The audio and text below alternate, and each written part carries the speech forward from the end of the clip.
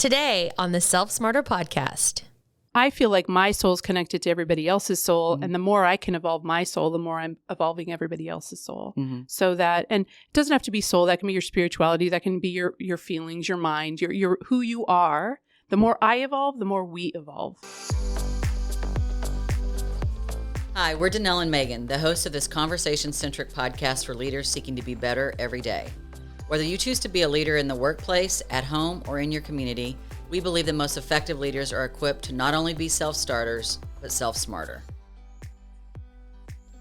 Hello, and welcome to the Self Smarter podcast. I'm Danelle, and my co-host, Megan, once again has left me in charge. We miss her greatly, but today I'm so thrilled to have such a special guest. But today, before I introduce this special person next to me, I want to give a shout out. We found out this morning that Hannah and Luke, part of our team, had their first baby boy. And I know we've been mentioning the babies on the podcast a lot. So I just wanted to welcome Clay into this world. We're so super excited. So congratulations, Hannah and Luke. And I can't wait to meet your special little person. So again, I am thrilled, just absolutely thrilled today because I have a longtime friend and just someone that I admire with all my being here with us today, Miss Adrea Peters. So welcome. Thank you. Hello. Thank you. And she's in our New York studio. And for those of you who watch us on YouTube, you can see that our environment's changed up a little bit, which was a surprise. So today we were self-smarter. We've adapted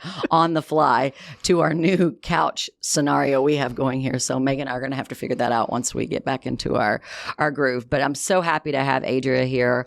Adrea and I have known each other for just about 20 years. And we'll talk about our chance meeting here in a little bit. But Adrea is I consider you a polymath. You are one of the most diverse people that I've ever met in terms of what you do. And she is by trade an enterprise architect. And she'll explain what that is. I had to ask, but I know what she does for a living, but I had to ask, what all that encompasses, which is a lot. And she's also an incredible author, and we have her books here, and we're going to talk about that as well.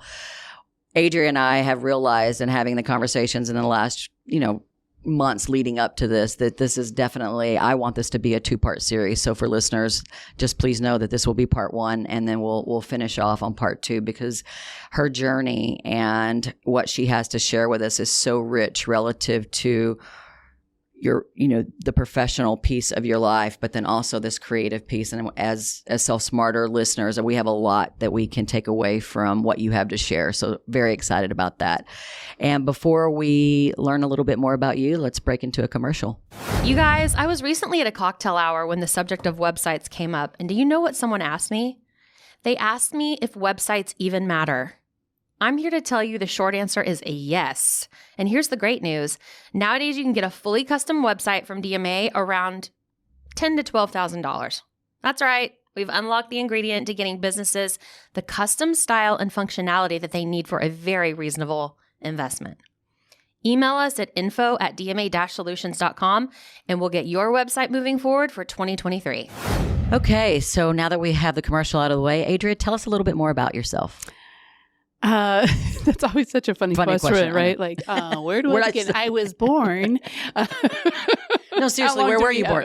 Yeah, exactly. Yeah. How long do we have? I was born in California in 1969 in the Valley, in LA, the Valley. So I'm an original Valley girl, which I'm super proud of.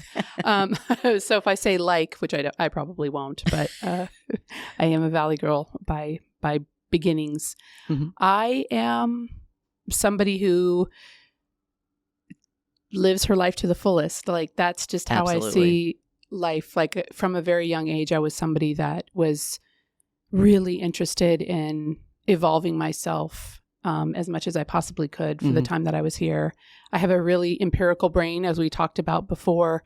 So I've had this cool life and career of blending science and art and self-discovery all together. And definitely falls into the category of self-smarter, because I was always trying to find ways to make money to, practice my art and my desire to live where I wanted to live and have the life I wanted to have. And so I always wanted to kind of fund that. And how I could fund it was through computer sciences and through architecting, and basically being somebody that could translate what in my world, a clinician. So I work in healthcare information technology, what a clinician wants into a computer. Okay. And so I spent a long time in the corporate side, in the design world, delivering those solutions. So your original college, you studied what? And your journalism. Journalism. Yeah. So I always wanted to be a writer. How did you find your way into computer architecture? Right. Because I was broke when I graduated college. So I was lucky. I graduated first in my class from the School of Journalism from University of Colorado. So each college has a valedictorian, which they call outstanding senior. And with that, recruiters from local businesses in Boulder called in looking for interns, paid interns. And so I got a marketing intern at this little company that developed software for doctors and nurses. And I did not know that. Yeah. That's so that's how I started. And I had took a year off college when I was a little bit burnout and just broke. Like, I love money. So I like making money. Right. Right. And so that's a little bit of, I love money and I love making money and I love working. So I took a year off college and I got a job at Microsoft. Okay. So I was did a year-long internship with Microsoft, which is really what got me every job in the computer industry after that. It was just sort of a badge on your resume that was like, oh, she worked at Microsoft, hired, right? Because of just the cloud and the kind of business they were. And I did learn a lot there. It was like it's kind of like sending your kid to a good kindergarten. it was like that. Right. Okay. So I was brought up well in that, with that corporate spirit and professional experience. And so, but really, I think the guy that hired me, Mike Myers, who's a leader in the industry, we both like the Buffs football. Okay. Yeah. So sometimes I think he hired me. Yes, absolutely. College football is a big part of our hiring process. What do you know about it and who do you like? Yes. Yeah. So that's how that. But I always wanted to be a writer and I always wrote kind of on the side. Okay. Even from a young age. I didn't want to be a journalist. I didn't like this will not be a surprise to anyone, but I didn't like where journalism was heading. Okay. And that the embellishment factor was not comfortable to me. Yes. Like we've talked about it, like some of my tenets as a person, my own personal guiding principles, truth is a really big one. And I found as a journalism student, I had to embellish. I had to find some weird, stupid thing somebody said for the blip, for the, whatever they call that, the bite. The bite, sound bite. Sound bite, that's it, yeah. Yeah. And it was like, but that's not what they talked about in the city council meeting. They talked about all this boring stuff that's super important, but everybody wants to hear about some petty fight that might have happened in the hallway. Right. And that was just not my jam. Okay. Yeah. So you found yourself quickly gravitating toward the technology realm. Yeah. And when I went to work there, it was just a natural fit. Like it just all made sense to me. Okay. My job was to take everything that was he was the director of development or VP of development, take everything in his head because we didn't have a marketing department really. We had like marketing was in charge of all the training manuals and everything. We didn't have pamphlets or brochures. So I was hired to take everything in his head and put it on paper. Okay. And so in that process, I learned how the business worked because my brain calculates kind of like a computer. I'm not a programmer or any of that. I just can see what is possible. Okay. I can see what a computer can do with what it needs to do to serve the people that it's serving as a tool. So taking in data, organizing it, making it pretty, and consumable. Okay. And so that's the cross section between your marketing, but the way your mind works, you were able to take, it kind of works in a technology. Exactly. I consider myself a translator. Oh, okay. I consider myself a translator in all things that I use. So in my fiction, taking quantum physics and translating it into an adventure story and the sciences story, to taking this thing that is story that everybody talks about, but doesn't really understand what they're saying. Correct. We are going to go there. Right. Yes. And so I translate this big thing into steps that people can walk away with and never forget. And that's one thing that always stood out to me. And again, actually want to talk about how we met at some point, but that's one of the things that always stood out to me as I was getting to know you, is that there would be things that we were talking about and I would ask a question and the way you would explain it, it wasn't, if I didn't understand something or if I wanted to know more about something, it's just so easy to engage with you if we're just having an engaging conversation, but to also learn from you. And obviously that's been part of our journey together. And so just for reference, Adrea and I met kind of almost by chance. Definitely. What's beautiful about it is we actually met in New York City. So you were living in California, and we had a mutual friend that was having a birthday party and invited a group of kind of an eclectic group of women to come here. And we had to look it up last night, but it was 2005. And so we were here I don't even know if we were here for 48 hours. Maybe. And we slept maybe 4. Now that Adrea said when she was born, you know that we're the same age essentially. So yeah, but that was back when we could stay up and have a really great time in New York City. But what was interesting is that we stumbled upon I think in my life, it's one of the most incredible outdoor art exhibits that I've ever experienced. Yeah. And so it was a Cristo, and I think that's how you pronounce his name, Cristo. And so he was this artist that had this incredible, his vision was to take places and create art in the places. And so this art exhibit, and we'll have a link to it, it was called The Gates. And what he did, and I mean, the story is just phenomenal. I should have looked up some of the facts and figures because it just blows me away. There's a whole book written on it and a documentary that he and his partner, which is his wife, they built these, and it was this time of the year, so it was actually a little bit grayer. Yeah. And they wanted to pick a certain time of the year, and they found this fabric, and it was, I can't explain it, but it was almost this orange, silky, had like kind of swirled silk in it. It was just gorgeous. I actually still have some of it. You were able to, I don't know if we bought it or picked it up. Bought a sample or something. And they put these gates, and so imagine these aluminum frames all over Central Park. And it was gray in Central Park, so the colors had already changed for the most part, and then it was just the brightest orange and you walked through it. So it was an interactive art exhibit, and what he had to go through years and years to be able to get that installation in, and we just geeked out on it. Yes. And so we had this immediate connection around this unlikely chance meeting in New York, where it was a whirlwind of just really great times, laughter. Oh my God. And then just exploring the park. So, and then we just became friends, and we'll talk more about that later. And we've just remained in each other's lives through all kinds of changes and developments. And so I say all that to say that we had this unlikely meeting, but we had this connection. Definitely. And we've been able to stay connected and be able to cheer each other on. Right. And that's been very special. And so at that point, you were starting DMA, and I had just started writing and my consulting business to support my writing. Which so I am really... Yeah. So it's pretty interesting and now we're kind of wrapping those things up in a little bit. Both of us are. Yes. We'll get to that. Yeah. And our listeners know about mine, and we'll talk more about yours. And so one of the things that stood out to me is when I was getting to know Adrea, she would just like drop these little nuggets about herself. And so one of the things, and you haven't even mentioned it, she hasn't mentioned it to us yet, but you're a semi-pro athlete.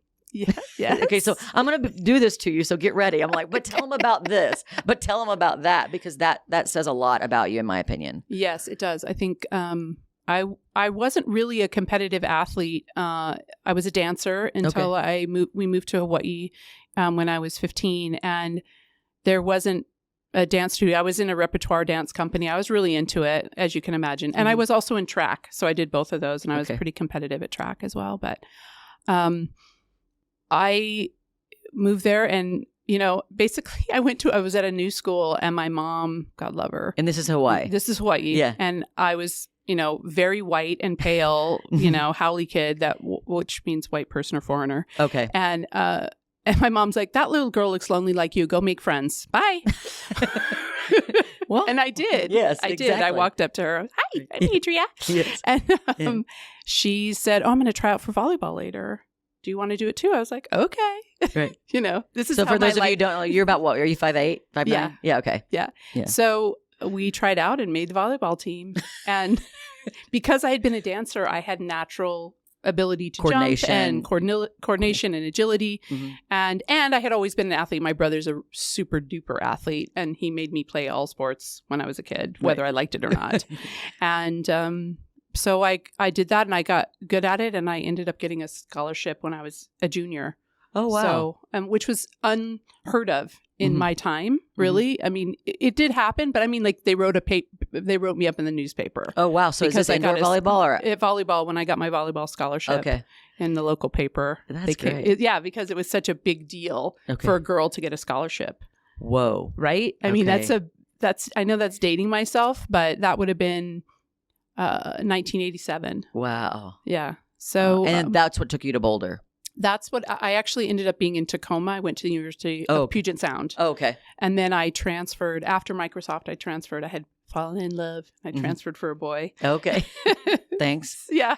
It is what it is. It is what it is. And then the same thing happened with journalism there. I just met this guy in a class and he's like, I'm going to apply to journalism school. I was like, oh, okay. I'm going to apply to journalism school too.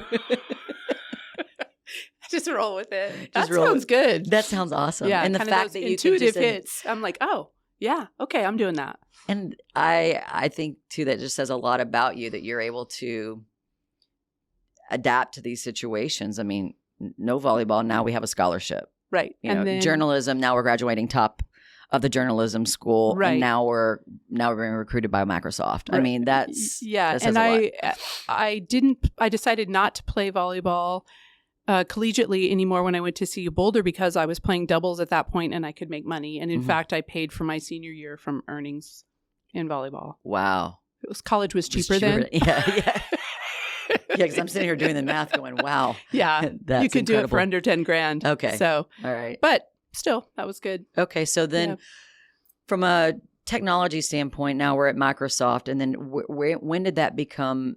Where did the medical come in? That came right after I graduated college. So it was nice.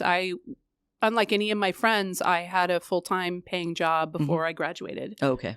So they all got to, party for a few more months. And I was like, I got to be at work on Monday. Yes. Right. Wow. Right out of So, the and gate. I was making like 35 grand, which was a lot for a college graduate. Yes, I can tell you. Yeah, Yes. 1993. 3? Yeah. Okay. So I made more money. I mean, it was drinks on me, you know, at that point. And so you settled into that, and then from there, because I think your 20s, when you tell your story, your 20s, what you experienced in your 20s, really, for most people, including myself, we really experienced a lot of these awakenings. That's the way I take away from your story in our 30s and 40s. So can you talk to us a little bit more about that? Yeah. I'm always somebody who's been hyper aware of what's going on. And in my 20s, when we talked about a little bit earlier this morning, I got to a point in my life with stress, with having friends that had passed away. And my father had kidney disease and needed a transplant. And I found that out when I was 26. My dad was definitely my North Star. And a big breakup with my high school sweetheart and all these things. And I wasn't somebody who just buried my head and motored on. I've never, even though I couldn't reconcile it and I had absolutely no emotional vocabulary, I'm a very empirical person, as we've talked about. I'm very logical. And yet I'm really illogical as well. I have this weird balance in how my brain works that took me a long time to reconcile and understand that I wanted all this data, but I wanted to interpret it almost spiritually or intuitively. I wanted to feel what the data meant so that I could evolve as a person. Even as a little kid, I remember saying to my mom, I think we're supposed to, I would have been super young, 10 maybe. I think we're supposed to have all these lessons for our souls so that the next person that gets our soul doesn't have to do go through all the bad stuff that we've had to go through. That's kind of heavy, right? It's a heavy thought to lug around in a 10-year-old. It's kind of a guiding light for how I see life. Like, I feel like my soul's connected to everybody else's soul, and the more I can evolve my soul, the more I'm evolving everybody else's soul. So that, and it doesn't have to be soul. That can be your spirituality. That can be your feelings, your mind, your who you are. The more I evolve, the more we evolve. I love it. Absolutely. Right? And so I think that I couldn't use those words. I didn't have that emotional articulation at all. At all. At all. Okay. I was an athlete who drank beer and flirted and screwed around and rode my mountain bike and played volleyball. And feelings were for people who felt things. Yes. And it wasn't something that you could, the way you've explained it to me is your dad was a brilliant scientist.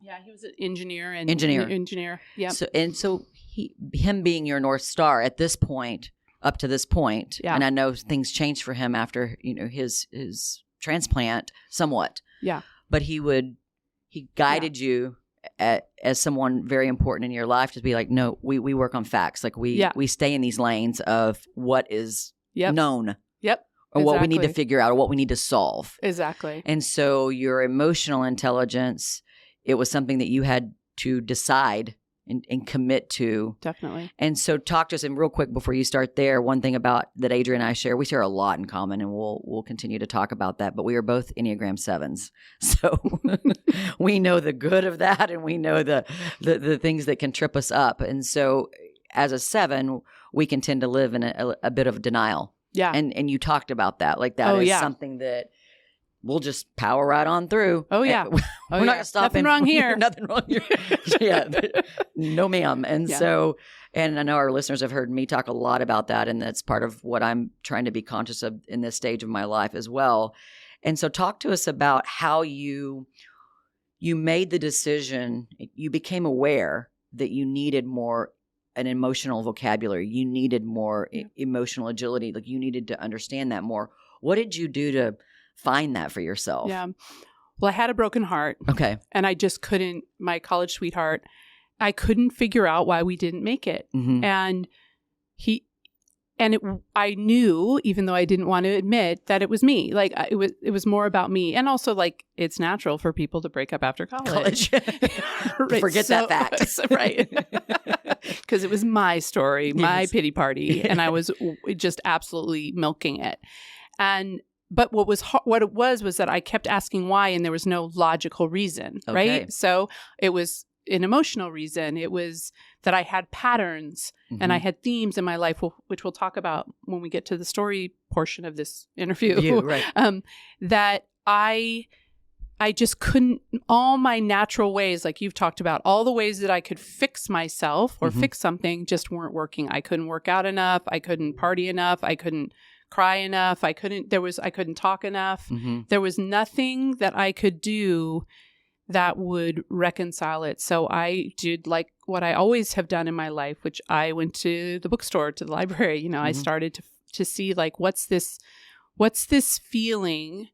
I felt like there's something inside of me that is trying to guide me, something called intuition now that I didn't know what that meant, which is bizarro, I know, but I really didn't. I think it's pretty common. Yeah. I mean, I lived intuitively, but I didn't know I was living intuitively. So I couldn't distinguish it. Right. And when I was suffering, I didn't know how to use it. I couldn't see any signs. All I could see was more suffering, right?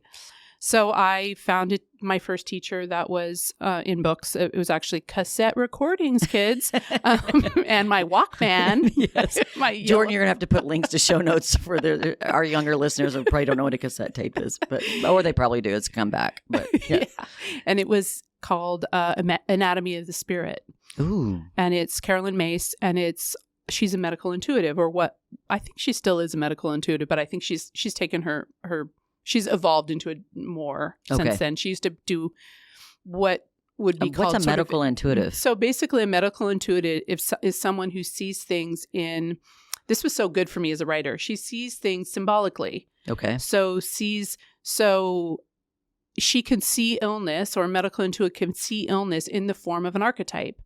Oh. So it's very interesting. Yeah, super interesting. So if she and I were talking, she might see me as a wounded child. Oh. Right. And so she would just be like, you are wounded childing all over the place. Knock it off. Right. Like, you need to deal with your childhood. Okay. Right. That's just an example. She talked about one time where this woman had neck pain, and she was seeing this woman as a pirate. And she's like, why the hell is she dressed like a pirate? And it was that the woman needed to have adventure. So you take that's when you look. Fascinating. Yeah, it's super fascinating. So is the book still in circulation? Oh yeah. Yeah, it's popular. Yeah, okay. yeah. I mean, it's old too. I mean, it's got to be 80s, 90s. Okay. But still relevant because it taught all about the chakra system. Mm-hmm. It talked about how there's pillars of life, pillars of religions, 12-step program, all the books we have on how to be a good person. Yes. All how to be a good Brene Brown, leader. everything. Yeah, all those things are based on tenets or guiding principles Mm-hmm. or what I would call themes. Mm-hmm. As a story coach, I would talk about it more from a theme perspective. These rules that we Mm-hmm. have within ourselves or our culture that guide us. Okay. Right. And to know that these rules kind of drive us. And so an example would be I have a rule of we must be honest. Okay. Right. We must be honest. So what happens when we're not in a healthy place, we're not being honest. Okay. So we kind of talked about that a little bit this Mm-hmm. morning. Mm-hmm. And to train our intuition is to be able to say, I know this is my rule set. And I'm recognizing that I feel uncomfortable. Mm-hmm. What rule of myself, what non-negotiable rule that I gave myself or my family gave me or I've picked up along the way that I'm breaking? Okay. And when we find that, then we can dive into the emotion of that. I am not being honest with myself. Okay. I'm not saying I loved this man Mm-hmm. and he left and I don't know what to do with myself. Okay. Right. So that you started to, by reading this book, I know you did other things, Yeah. but this was one of the Yeah. kind of the key things that you did in this. And this is in your mid-20s. Yeah. And so you're saying, okay, and so she helped you realize the importance, or does she teach in this book? Yeah, she Okay. talks about if you don't deal with your shit, your stuff. Yeah. I don't know if we cuss on this podcast. It's fine. Okay. We don't go too deep. But yeah, I gotcha. Yeah, I won't dig into my repertoire. Okay, good. Yeah, We'll do that later. Yeah. That if you don't deal with it, you will manifest things that you don't want. You will continue to manifest things. And typically in her take and how I also felt, because I'm somebody very in tune with my body. Mhm. As an athlete, I know my body. Mhm. And so when things are out of whack, it always shows up on my body and I always pay attention. If I have a neck pain or if I have this or I have that, I'm paying attention because Yeah. my body speaks to me. Mm-hmm. Right. And what I wasn't paying attention to necessarily were like the twirl in my gut. Like I wasn't paying attention to that gut hit Mm-hmm. at that point in my life. I didn't know what that meant. I Okay. couldn't find words for that. Because you're living so much in your mind. In my head. Yep. Your mind had just brought you to this point. I Yeah. mean, obviously your body, because you're an athlete, Yes. or your physicality, I should say. Yeah. But now you're starting to be like, whoa, there's more to me. Yes. And my mind was such a fine, well-oiled Well, machine. It was that just it like my served you body. so well. Yeah. It was just like my body. Mhm. So this feeling thing was not in my, it wasn't, I was not that person. So how long, or what, once you found, this source of inspiration for and education for yourself, then what really happened after that? How did you take that knowledge and use it to serve yourself? I started really taking responsibility. So what the ultimate lesson from Anatomy of the Spirit is basically owning your body, finding an emotional vocabulary to describe the pain that you feel so that you can release that and move on with your life. Okay. And to what the kids call radical accountability these days, or what you might call acceptance, or what I call a confession. Okay. To say, I did that and I own that good thing or that bad thing. It's mine. I own it. I'm including it in my personality and I'm unapologetic about it. Okay. So I own that I was a dickhead, right? Or whatever. Right. And Right. I also own that I was a bright shining star. Like Right. you own it all. Right. And so over time I had to let go of my secrets, basically, because those are the things that you hide away, hoping nobody finds out, right? But what was happening was, I felt like if I didn't tell my secrets, they were going to eat me alive. Right, and then and this is where you started to find your art. Yes, This is the beginning of right of that journey. exactly. Meanwhile, where are you in your career as it pertains to your professional life at this point? Yeah. So I had worked for that small company I talked about. That company sold and 5 people got super rich, and that really pissed me off. So this is the company you went to after Microsoft? Yep. Okay. Called Clinicom. And these people got rich, and I was like, how'd that happen? Right. Give me the notes.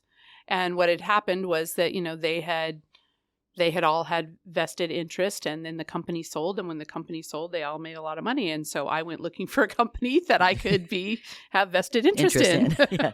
Because that sounded real good to me. Yes. So I was all of 26, and I found a company, and Access Health, it was called, that ended up getting bought by the same company, actually, that bought the one before. And I made about $300,000 in a day. You were 26. And I was 26. Okay. And I called my dad, my North Star, who said, "Which kid is this?" Like he always did. "It's me, Dad. It's Adrea." I love that. Yeah. It's really, and you were always interrupting my dad. Okay. Because he was always thinking and tinkering and doing something. Okay. But he always answered the phone because he loved hearing from his kids. Yes. And I said, "You won't believe what happened." La, la, la. He was like, "And how old are you again?" "Something your dad should know." My dad always asked that also, which I thought was very sweet. 26, Pop. And he says, "Spend it. You're obviously really good at making money. Go spend it. Do whatever you want." Such sage advice. Yeah. And totally. the fact that you took it. I took You the didn't let advice. fear Nope.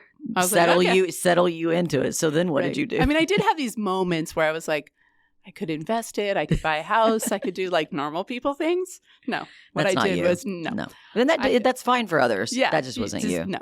So at that point, I was super into my snowboard. So I went from volleyball, competitive volleyball, to like super into my snowboard. Okay. Like, yeah, snow bunny all the way. And so I quit my job and like the next day. And and I went in. Mike Myers, the same guy, was there. I was working for him again, and he said, "What are you going to do?" I was like, "I got to do something artistic. I got to ride my snowboard. I don't know." So I rode my snowboard for like 3 winters in a row. I moved to South America for El Nino. It was a year of El Nino, so epic snowboarding. And then came back, worked at Copper Mountain, and I went to a semester of art school. Okay. And kind of got that. I loved that, but it was expensive and la la la. And then after that, I ran out of money, and I was 28. I'm 28 now at this point, and I was working at a lumberjack as a lumberjack on that same mountain, Skye You were Mountain. working as a lumberjack. Yeah. Well, okay, I didn't actually get to chop. I need the visual. Oh yeah. Oh my gosh! If we could find a picture of you as a lumberjack, that would be incredible. Yeah. I had those that I don't know if that's color is that yellow brown Carhartt color overalls. Yes. With flannel. Awesome. So what does a lumberjack do? Well, I was a stumper. Oh. So. So brilliant. So I didn't get to have a chainsaw. Go figure. And was that for boys? Is that why? boys. Oh. Well, there was one chick that was really she was good. She was good. She had a chainsaw. Yeah. And then otherwise you had to dig the stumps out because at ski resorts you can't have like Got it. the stumps. Mm-hmm. So that's basically hacking at us. Now there's like grinders and all sorts of cool tools, but we didn't have any of that. It was all manual. Yeah, manual. Yeah. Yeah. It was really hard work. So you're working and we as made a lumberjack. and we made like $6 an hour. I mean, it was sad. Like we literally, so one afternoon, and I was getting kind of sick of it. And my girlfriend Mindy and I were having a coffee, and we'd like scrape together. I think we were sharing a coffee, and we used to put like all the nutmeg and all the cocoa, like that you possibly could. All the free stuff that used to be out by the coffee. Yeah, so we could make it last, And we'd stir it, and we'd have a couple sips, and we'd go put more on. Yeah, That's amazing. It was hilarious. Yeah. Guess who walks up? Mike Myers, the same guy, and says, "You've looked better. And why don't you give me a call on Monday?" Oh, wow. Yeah. Was it chance that he was there? Yeah, he owned a house. Well, when he got super rich from that first company, yes, he bought a house in Breckenridge, and we were kind of in that area. So, oh, wow. And he just happened. Wow. Now that's...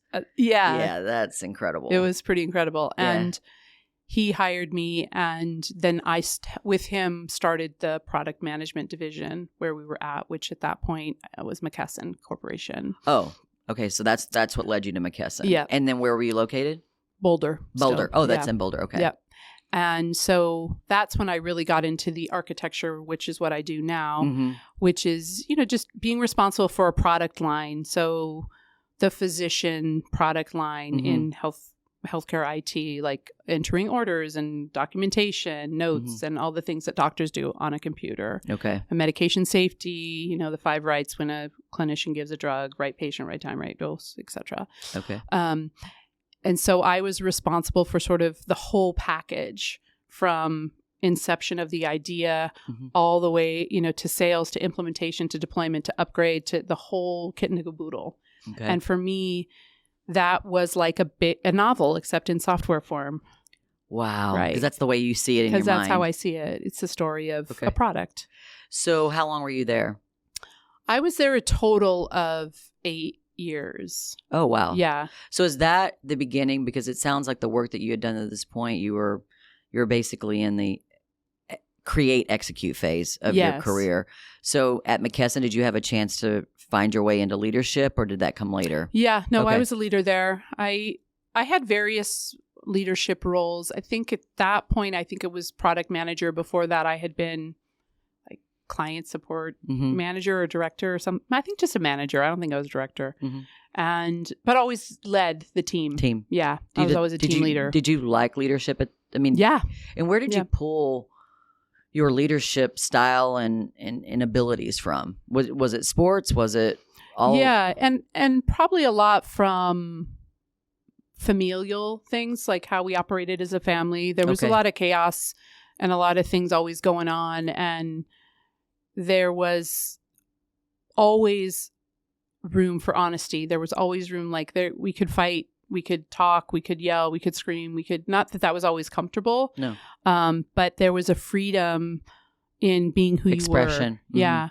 And that, in fact, my dad was always really caught in and driving us to make sure you know what you're talking about before you talk about it. Okay. And be the smartest person in the room and then listen and get smarter. Okay. Right. And so for me, I was always, I love listening. So that's just kind of who I am in general. And it kind of stems back from even just music. Right. And so I like to be a really active listener. I like to listen to the whole voice. Okay. Meaning everything that someone's saying with their words and their body and their intonation and what they're not saying, the silence. And so I think my leadership style came from that family sort of dialogue that was always present and always having open conversation to also just being a team player and knowing your place on the team and knowing which role you played and being happy to play that role. And I also have within me, and hopefully you've experienced this as my friend, I want the absolute friggin' best for you. Yes. No. Yeah. I see your soul. I don't see any flaws. I don't see anything wrong with you. And that's how I see the people that I work with. Now, I might think somebody's just schmuck because I'm human. Right. But I still want the best for them. Even my enemies. Yes. I want them to live their very best life, kind of going back to who I came to the planet as. And I've always really been aware of that, that I want to do whatever I can to help somebody else succeed. And even, over time, even at the cost of myself, certainly that's happened. Right. And so as a leader, did leadership come easy to you because of these things? Was that something you felt like you had to learn? I mean, obviously you're an avid learner, but it seems like it came a little bit naturally for you. Definitely. Okay. Yeah. Because I like to take all the data in and process it and give people a vision to follow and give them direction. And if they have a question, then I like to answer the question and think about the question, or good question. Let's think about it. I like to break things down, break down, build it back up. And that goes back to how your mind works, because you visually can see that. Yes. And you have to organize it. Yes. And you're really good at that. And that just comes naturally for you. Yeah. Yeah. That's fascinating. So you were at McKesson for 8 years, and I was writing that whole time. Okay. Yeah. So when I had that sort of I guess we'll call it a spiritual awakening. I wouldn't necessarily call it that. I'm still waking up. So it's the awakening, the beginning of the awakening. Yeah. And we're still in it. Yeah.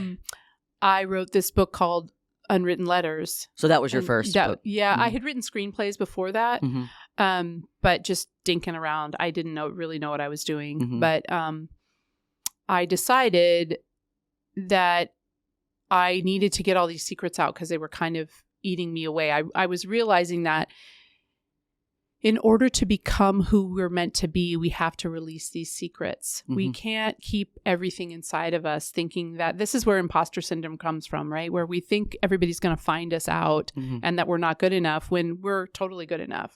And what's interesting about your secrets is they were pretty normal things. Yeah. You haven't done anything. Yeah. Like, we haven't committed audacious crimes or anything like that. No.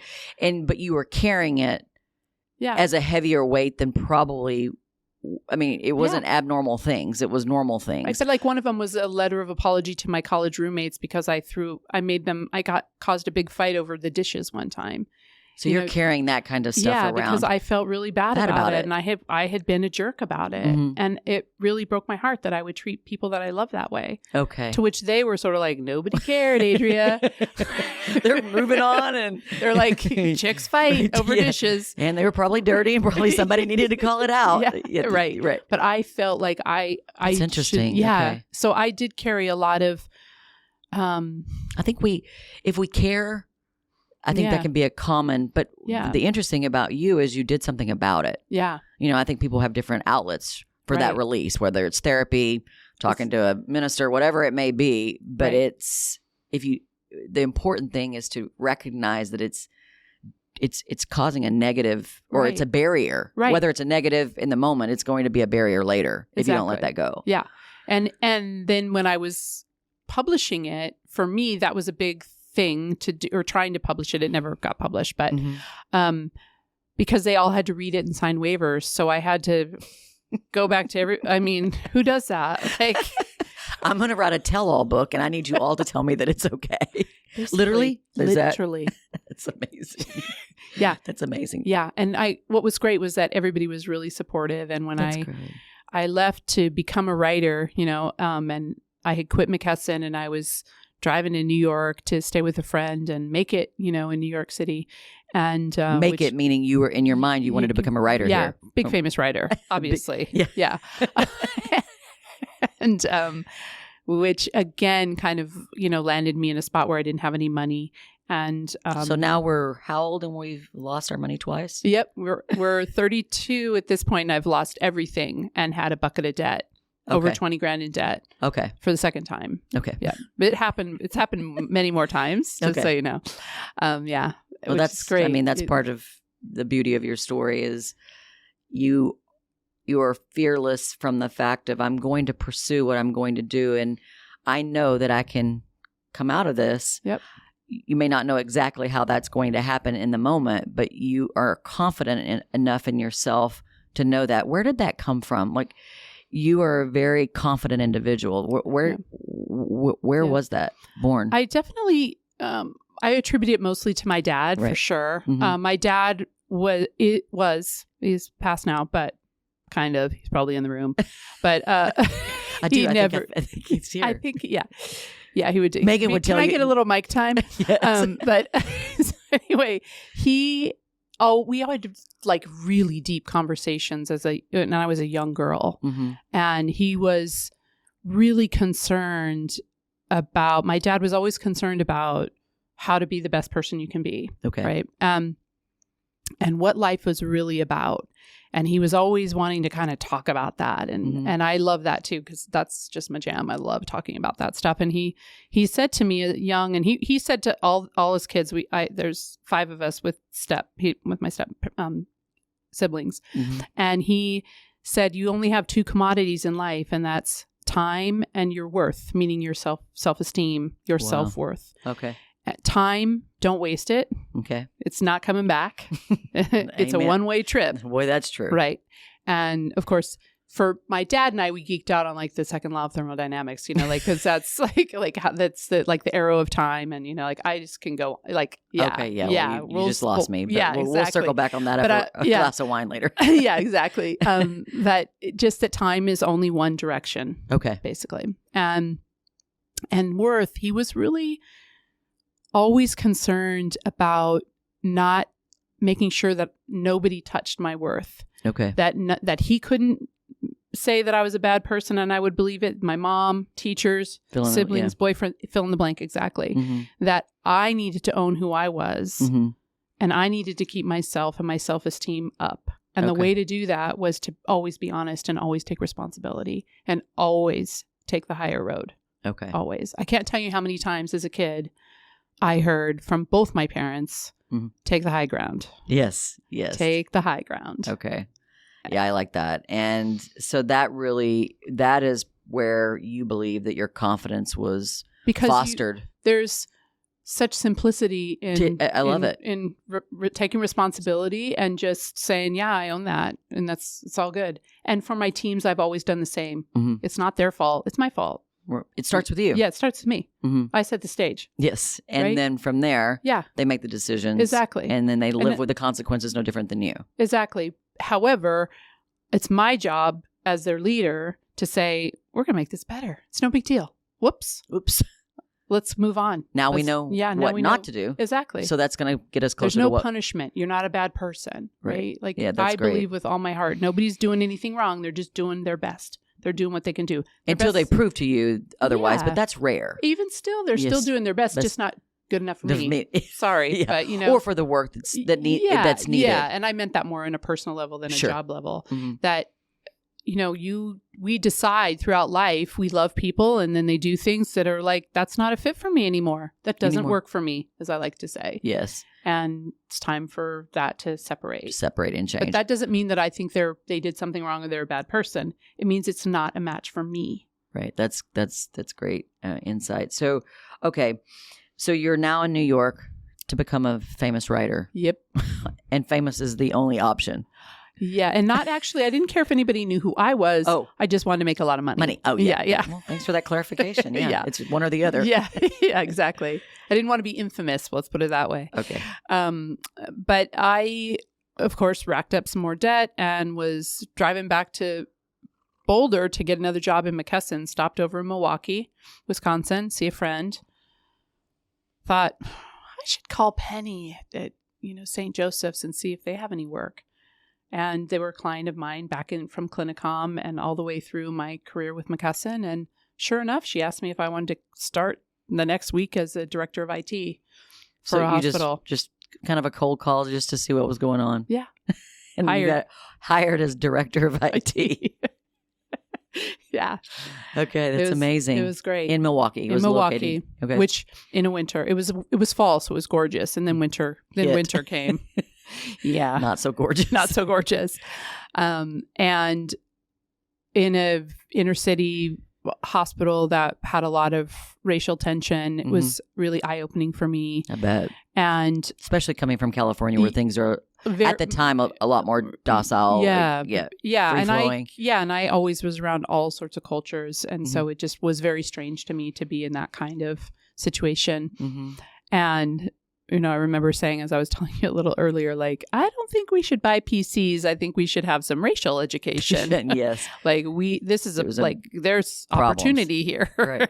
So, that didn't last too long. I actually was sitting in my office. At that point, I had started Truitt Skye, which was my fiction. Yeah. Right. That's her book, a series of books, which we're going to talk a lot more about that. And I just was sort of sitting there clicking my heels like Dorothy saying, all I need is a place to write, which is pretty famous for those writers in the audience. Virginia Woolf, famous writer, always said a room of her own. A woman needs a room of her own to write. Okay. And I think a woman in general, I mean, we could do a whole podcast on how I think a woman needs her space to be able to create. Okay. Let's put that 2023 episode for sure. It's very important, and it's something I work a lot on with writers when I work with them, female writers. And so I just said, I just need a place to write and I need somebody to pay my rent so I can get out of debt. And I just happened to think of an old colleague out in California in Monterey. And I wrote to her and just saying, hey, checking in, seeing how you're doing. I was thinking of you today, which is sort of weird, but I hope you're well, and she wrote back and said, oh my God, we need you. Can you come as a consultant and work out here? Wow. So, again, boom. Boom. Yep. So that's when I started being a consultant, which I actually didn't even know what a consultant was. Okay. Because we'd work only in corporate America. Right. And there weren't healthcare information technology consultants at that time. There wasn't a handful, maybe. I mean, now it's a whole industry. But at that point, this would have been 2002. Right. There wasn't a huge market out there. So you've committed to your writing at this point, and you've written, you previously wrote your first book. Now you've started your what ends up becoming, really the cornerstone of your writing. Mm-hmm. And you knew you needed to work. You knew you needed to make money. You needed to get out of debt again. Yep. And so then this opportunity presents itself to be a consultant. And what you knew about consulting, or what you quickly found out, was could you determine your own time? Yeah. For the most part. Right. I wasn't locked in to, I was 8 hours. Okay. First of all, right? Because they don't want to pay more than 8 hours. No, they don't. Yeah. Unless you have an exception, right? Mm-hmm. That was great. Right. Nobody's looking over my back and making sure I'm following all the corporate rules. Mm-hmm. I had to sort of follow the rules, but no. Right. It's more deadlines and time. I was rent free. I was able to, it was amazing. Basically, it liberated me in a way that I could I had enough money to pay for writing lessons, and eventually went to graduate school and got my master's in arts for creative writing, and was able to go to attend workshops. I was able to take time off to write if I needed to. I mean, I always had to financially handle it, but the freedom that it gave me was the freedom to write. So now you finally had an opportunity to where you're professional and you're creative. And not that they were, for you, were two totally separate, but they were. They were. Yeah. They were. And in fact, that was the first time in my life that I said I owned that I was writing a book. Okay. I had always hidden it. Yes. I had always hidden it in my corporate life. Mm-hmm. Everybody knew I was artsy fartsy, because you just can't, right. If you know me, can't you know. Hide it. Yeah. And I know way too much about books and art and music that for people to not think that I'm all into that. So, but I admitted that I was writing this book. And so all the places will make me cry, but all the places that I've worked have been so supportive. Once I came out in terms of being a writer, and that's what I really wanted to do, I had so much support. It was ridiculous. Wow. That's and nobody great. Ever questioned that I wasn't working my ass off, because I was. Well, you produce. Yeah. Period. Yeah. So that's great though. Because I think you hear a lot of folks that are in these professional spaces, but they have this creative yearning, and it gets scoffed at, and it's easy when that happens to just put that away and really not be able to foster that. So I think that's fantastic that you, and kudos to the groups that you worked with that cheered you on. Yeah, and it was a confession I needed to make so that I could rise to the next level. Yeah. Right? Yeah. Which we'll talk about when we talk a little bit more about story. But it is a necessary step in the evolution of a person to say, I own that I wanted this, and I was too afraid to say that I wanted it. Right. So how long did you consult with this group? Because that's when I met you, when you were in Monterey. Yeah, I was in Monterey. Yeah. Mm-hmm. I consulted in Monterey for 6 years, maybe. Mm-hmm. 6 years, because I moved to Vermont. So the guy that I'd worked for in Monterey then took another consulting job in Vermont, where I live now. Mm-hmm. And he asked me to come out and work there. And at the time I had an old lab, Sweet Pea. Yeah. And I met Sweet Pea. And I couldn't travel back and forth. I had to move to Vermont because I didn't want to put that burden on myself or a dog sitter or anyone. And so, I gave 2 weeks notice. I traded in my Honda Civic for an FJ Cruiser truck. Awesome. Yeah. And off Sweet Pea and I went. To Vermont. And you spent how much time there? With all my friends' jaws dropping open. Like, who are you and what have you done with Adrea? Yeah, I remember. It was radical when I found out you moved to Vermont. I'm thinking, what in the... hell's in Vermont for you? Other than nature, because I know your affinity for, for that. But I was one of those that were a little bit shocked. I didn't have an opinion one way or the other. I was just like, wow, look at her. Right. Be interesting. And then I doubled my income because now I knew what it meant to be a consultant and how much money you could ask for. Yes. I didn't know that when I first started. Yes. So I doubled my money, and that was good. I learned what a fixed rate was, and all sorts of all the things you learned, all sorts of wonderful things, and really got into my writing at that point. Okay, that's when you were able to do it. But the consulting was still around healthcare and IT. Yes, both of those things. Yep. Okay, so now you're in Vermont, and you are, is that 38? 38 is when you moved there. Okay, and so now you're still in this consulting phase, and you're doing it smarter. It sounds like you learned a lot from the first round, and now you're full-time writing. So at this point, had you, and again, we'll talk a lot more about our books, but I think from the business side of your art, yes. At this point, had you found a publisher or no? I was still getting actively rejected. I don't mean to laugh.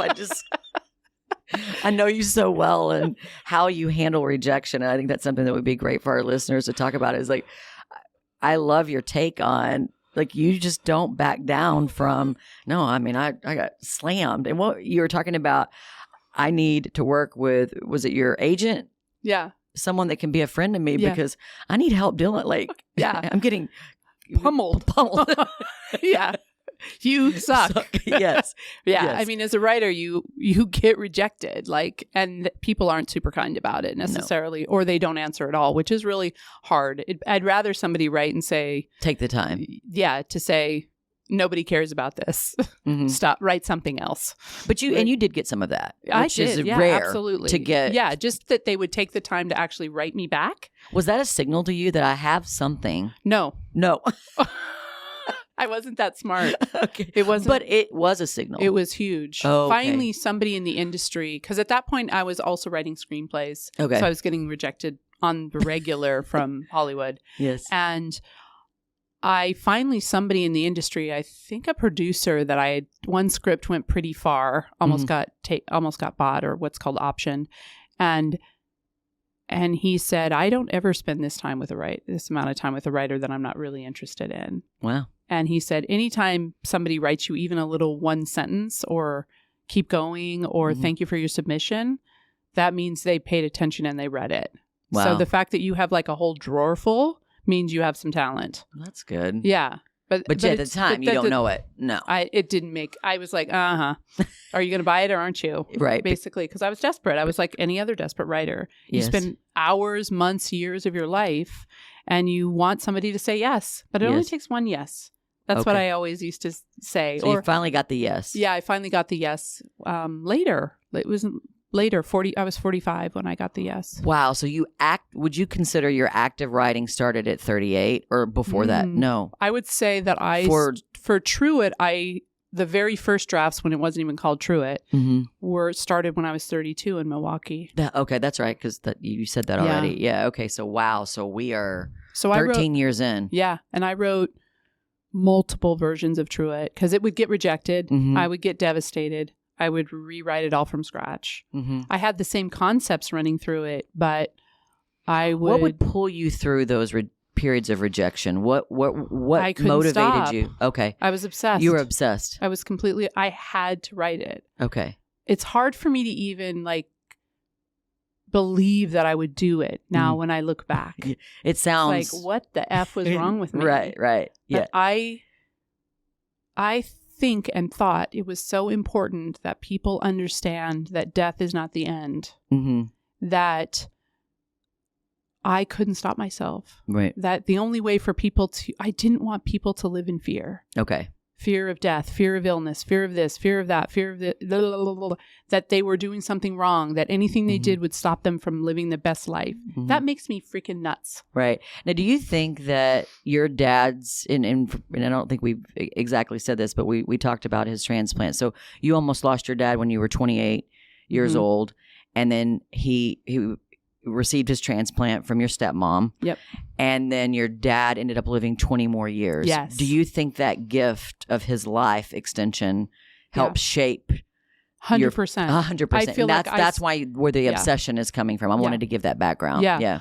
I think that I grew up in that hospital waiting room at 28. I think I went from adolescent to adult in that. And I know that's being dramatic, but at the same time, Emotionally, that's true. Because you weren't an adolescent. You were highly intelligent, super successful, but emotionally, losing my daddy would have been everything. Everything. Right? And it kind of went from daddy to dad.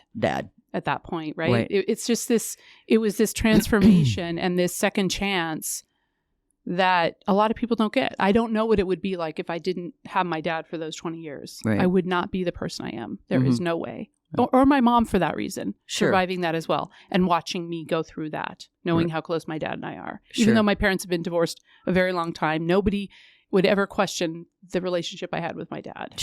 Yeah. And I mean, it's one of the first things I knew about you. It comes out very early on in any conversation with you, which I respect. And so now you're in Vermont, you're still consulting, you're actively writing and getting rejected left and right. And so then bring us to where you are today in terms of both of your, both parts of your life, your professional life and your artist. I just continued to go. I just wouldn't stop. And I remember I was with a man, fell in love there in Vermont in my 40s. And I remember saying to him, I need a coach. I didn't say coach, I don't think. I said, I need an agent, but not an agent. I want somebody who's a best friend. I want somebody who's really gives a shit whether I make it or not. Yeah. And I don't really care. At this point, it didn't matter to me how the book was published because publishing had gone all sorts of different directions, ways. Right. I wasn't interested in being self-published, but I did want a stake in the game because I understood the math of publishing. And it wasn't in my favor. Right. It's not with a traditional publisher, as we talked about a little earlier. It's not in your favor. You get basically a loan called, an advance, but it's a loan and you don't get any money off of your book until you've paid back your advance, unless you're a mega writer, right? But they always pay it back, right? Somehow, some way. Yeah. J.K. Rowling is not, not paying back her advance. Yes. But someone like me with no influence, no readership, a new writer, that's tough. It's really tough. And so I did want to have a publisher that was a partner in business, a business partner. Yeah.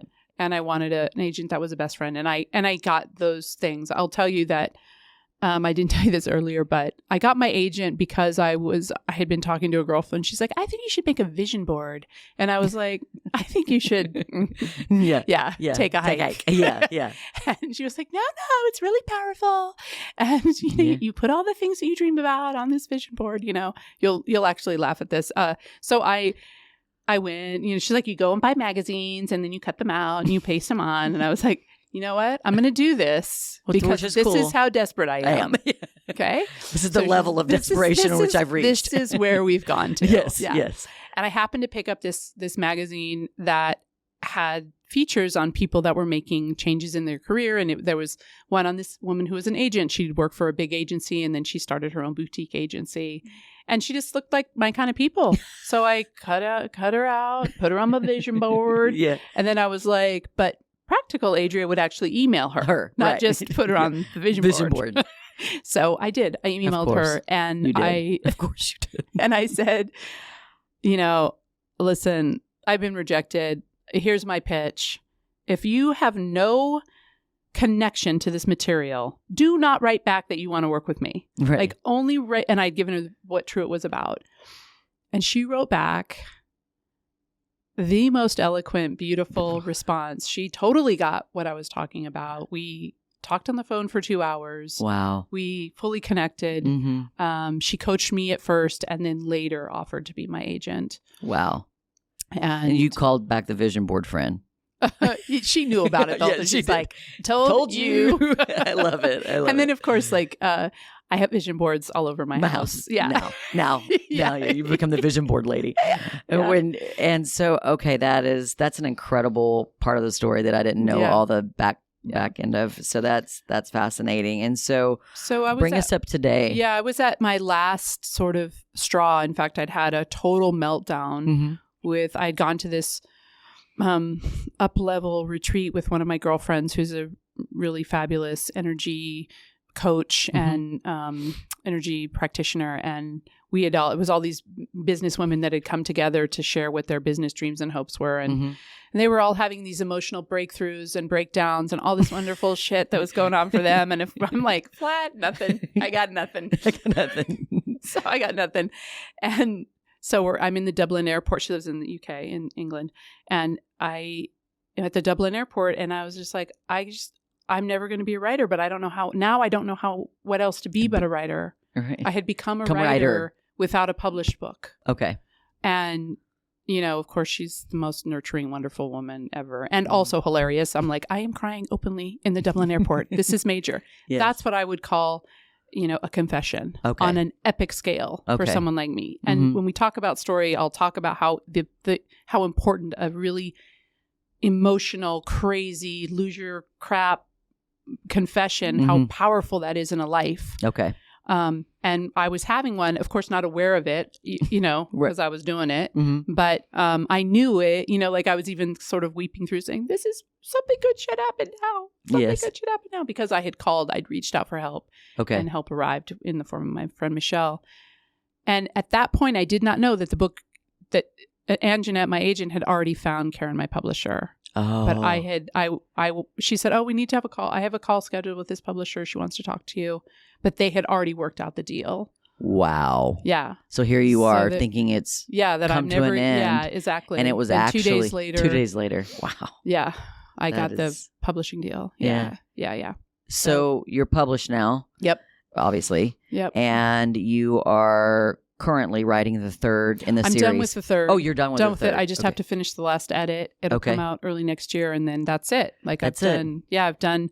Truitt will be fully born. Yeah, Truitt. The Truitt series will be done. Okay. And I don't know what will happen next for me. Okay, and then professionally, I wrapped up my consulting. Yeah. I was offered a chance of a lifetime to work for the University of California, Irvine, as an enterprise application architect, working for an amazing woman in an amazing team, and something I just never thought I would do. And yet I'm super happy I did, Yeah. And it gave me the freedom that when you're a consultant, there's so much hustle that goes with it. And you're always performing. You're always sort of doing toe touches and backflips to say, look at me, I'm doing a great job for you, renew my contract, Yeah.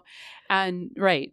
We all know this, right? And so I was so happy. I didn't need that same sort of freedom that I thought I needed and did need in order to create as a writer. Okay.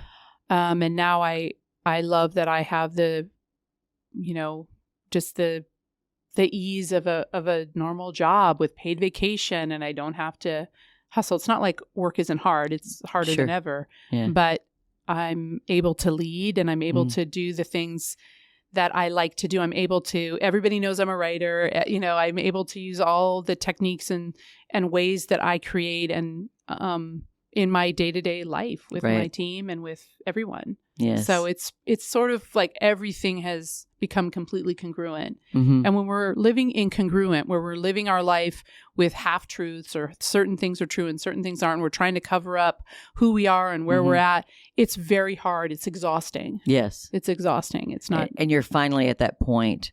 Yeah. And when would you say that actually be in this phase that is literally September. So last month. Okay. That's so amazing. It's like it finally, and so I think that the takeaway for our listeners is, your journey is just, I think I make you tell me about it all the time when we connect, and that's, our connection has ebbed and flowed through the years, but I just find it fascinating and so motivating, energizing, especially as a mom of an artist, and so I live in this business world, and then yet I have this daughter who has this artistry, and I know a lot of people who are in your spot of they themselves have this business side, but then they're trying to foster this art form. Yeah. And, it fascinates me to meet someone who can so successfully, not without failure, and not without falling all the way down. Yep.